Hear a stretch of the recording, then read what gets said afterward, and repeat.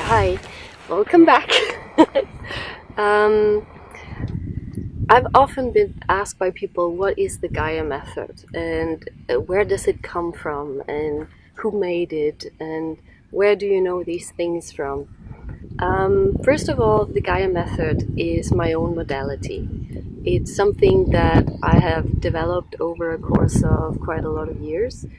And when I look back at it now, it's something that was slowly started already back in my midwife days with ways to work with pregnant women, with birthing women, and then giving massages to people, having clients, slowly starting to incorporate a lot of different modalities, a lot of different teachings from various educations and trainings, and sort of discovery like, wow, when I do this from that part and this from that part, and I sort of put it together in a, let's call it in a new soup, then it seems to have its own way of working, its own way of helping people to get more in contact with themselves on a both bodily level, but also on a level of who am I really, like deep inside. And I've also been asked about the name. Why do you call it the Gaia Method? It's very simple. It's a contribution to my daughter. My daughter is called Gaia, so my company is called Gaia Therapy. And so when I was asked about what name does your modality have, I had to figure out something, and then I used the name of my daughter and my company, also because I like the meaning of Gaia, which means that it has a lot of meanings, but one of the meaning of the name Gaia is shedding of old and birth of new, and I found that very fitting. In my way of working, I combine a lot of different things. So the Gaia Method is a modality where you will work with touch through de-armouring, very little massage, and the massage is not for the benefit of the client. The massage is just a way for me to tune into the body, to feel more of what I'm supposed to pick up on. And another thing I use is breath, which means it's awareness of breath. How do they breathe? Where do they breathe? Where don't they breathe?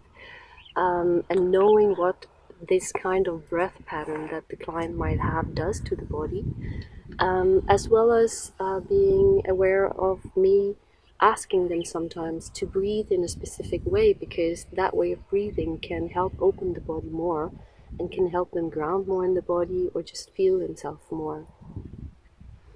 I use energy work, and I use energy work a lot.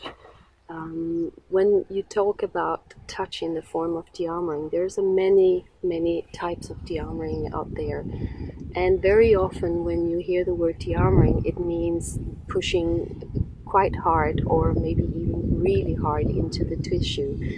And I usually say that my way of de-armouring touching is soft de-armouring, because I don't use hard pressure. I use very soft touch, because instead of the hard pressure, I use energy work in the body. When you have your touch on the body and you start focusing, which is a technique in itself, and you focus energy through your contact with people into whatever blockage you want to work on, my experience is that I hardly ever have to touch very much to get the exact same result as a harder pushing kind of de-armouring can give. So energy work is a big part of it, and for the one working with that energy, it means both learning to become capable at feeling somebody's energy in their body, but also being able to work with your own energy and use your own energy as a tool, and also know where your own energy is coming from, knowing what kind of quality am I passing on to my client through my energy. That in itself is a huge topic, so I'm going to do something about that at some point. I use sound, and sound means that I might ask the client to do sound in various ways, because the vibration of sound has a profound effect on the body, which in itself is a de-armouring tool as well. And I also use my voice as a de-armouring tool, so I make sounds of different kinds to help blockages release also.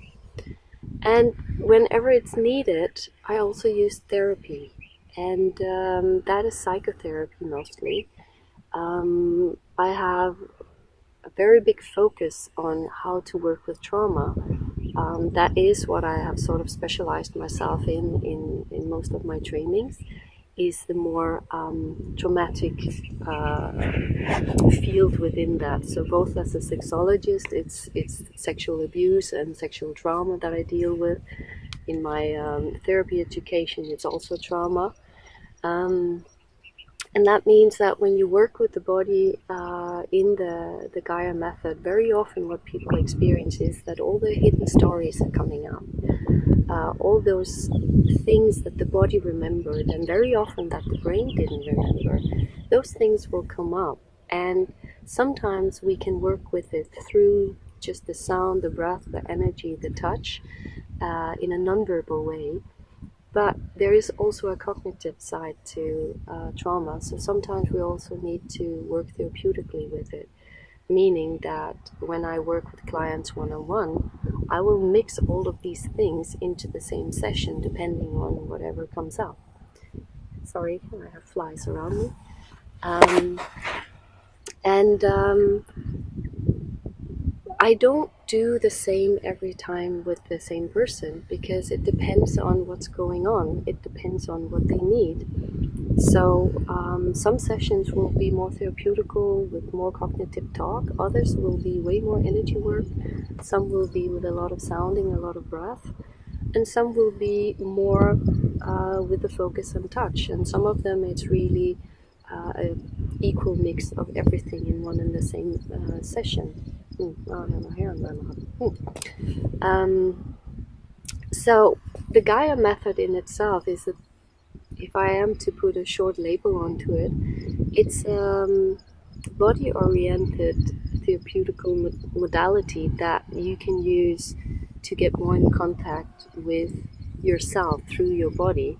And for me, the body is a way more clever part of us than the thinking brain, because most of our thoughts comes from convictions, projections, and patterns and things that other people taught us in the past, whereas I usually experience that the things that the body responds to is way more in alignment with who are we really deeply inside.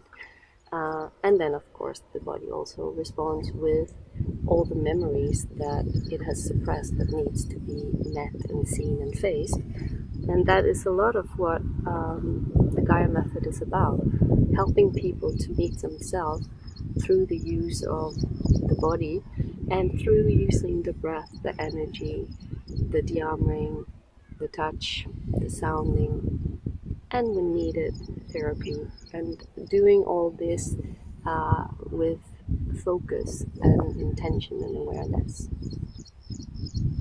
But all these various ways within the Gaia method, I also often call it DEBST, where the D stands for de-armouring, and the E stands for energy, and the B stands for breath, and the S for sound, and the T for therapy.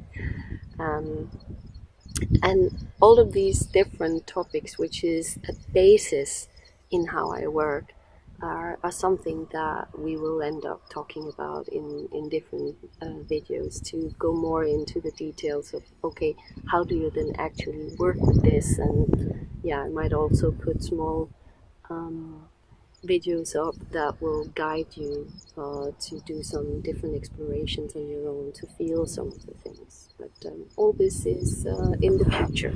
For now, this is at least where we start. Bye.